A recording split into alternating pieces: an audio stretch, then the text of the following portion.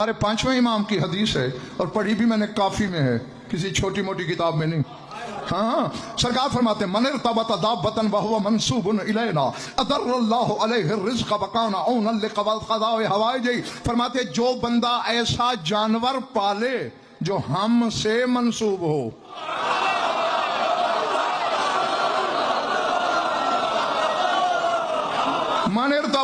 बतन जो ऐसा जानवर घर में रखे, लेकिन शर्त क्या है, हुआ मंसूबुन इलैना, वो मंसूब हमसे हो।